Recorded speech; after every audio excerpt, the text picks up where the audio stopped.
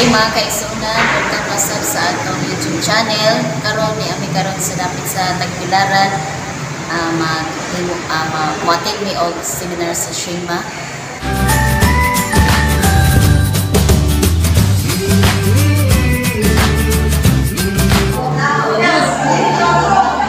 Okay, so karon mga kaisunan, kami magsunod sa seminar. Ako nga tawagon ang ato ako atong mga new faces na makita. Okay, welcome. Then, ano sa isunod ang atong taga Carmen. Shema Pastors Carmen. Apila na.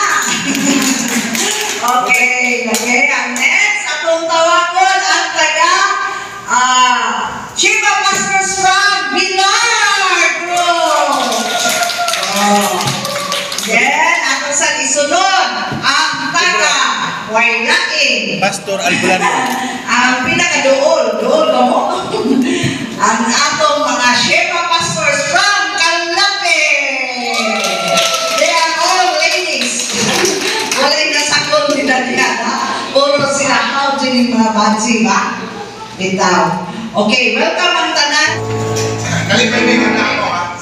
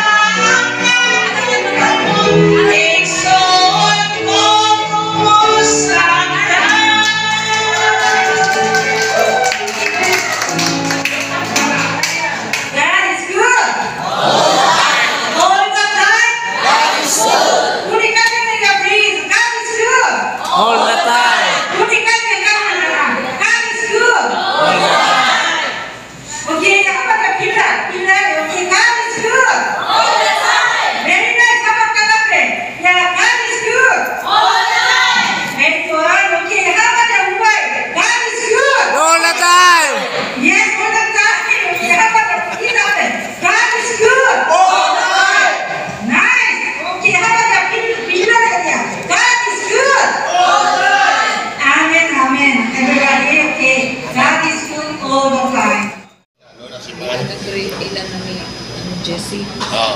Kay Jessie na.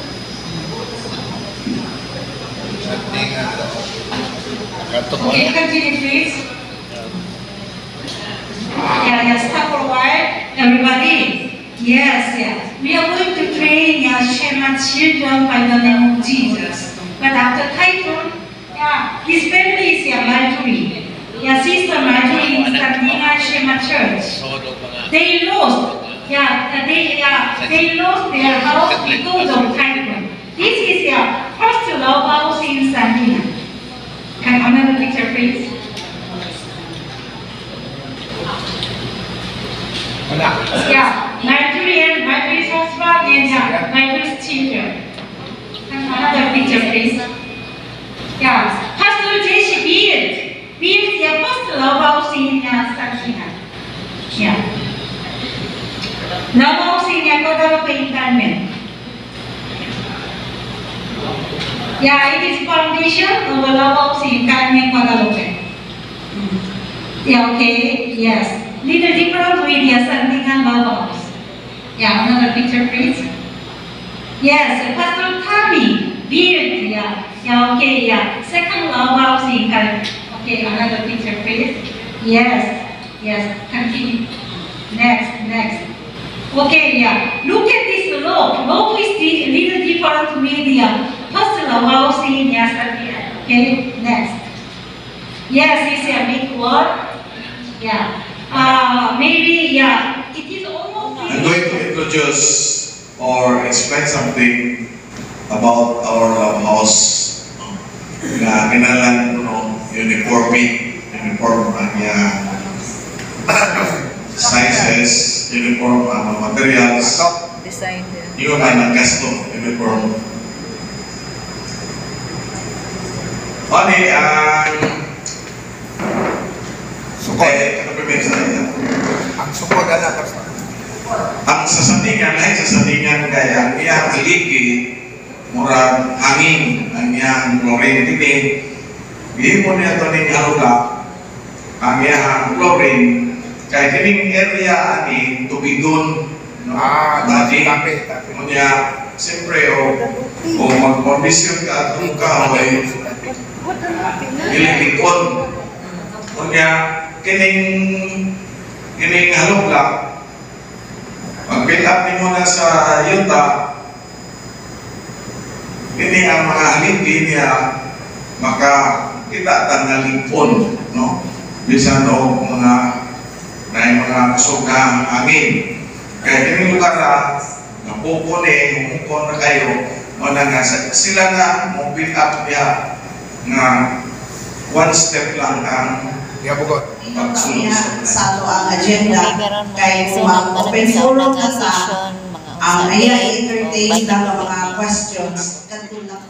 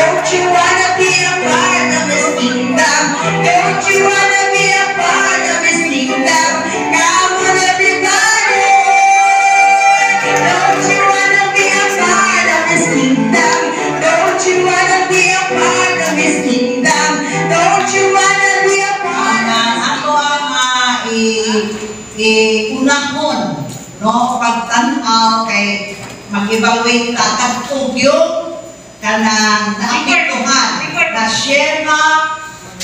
parents Yeah. na naapektuhan ang ilahang balay pag-audit nga wa na gyud ba wa na sila kapuyo.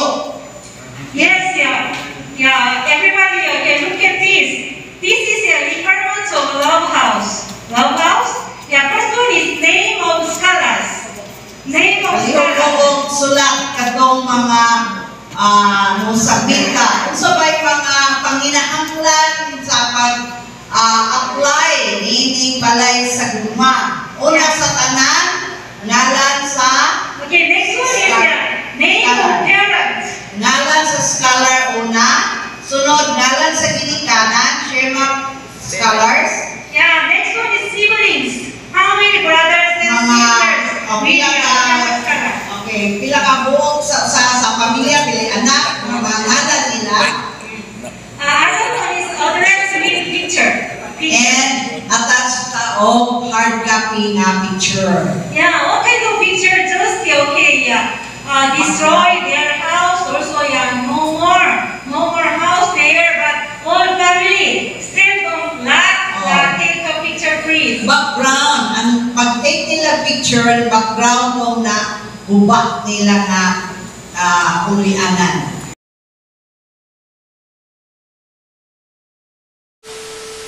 Kay karon mga kaigsunan, manami sa amo nga Shema seminar. So naghisgot mi sa mga agenda sa ilang mga project this 2022. Isa sa ilang i-recommend is naaslay provide nga gitawag Love House sa mga destroy sa Bagyong Odette. Among gisgutan ang tanang mga agenda sa ilang mga project this 2022 sa ilang gi-comment. Doon na ihatay nilang Love House sa mga houses na naguba sa Bagyong Odette. Unya napod sila gi-recommend nga mga scholarship sa Shema nga hindi maka-eskwela o college na sila i-recommend na pwede nilang pa-eskwelahon sa TISDA sa Korea. So grabe kayo ang isa sa opportunity nga ilang tabang para sa mga kabataan, labi na kung nasa kapobrehon.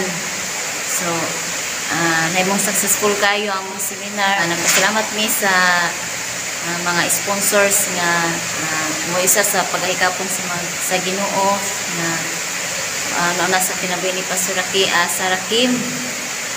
So siya nga nag-conduct sa mga Shema Scholar o sa tanang mga sponsors nga natabang sa nagkinahanglan. So God bless ninyong tanan. Opportunity padayon nga makapadayon sa paghimaya sa ngalan sa Ginoo. God bless us all.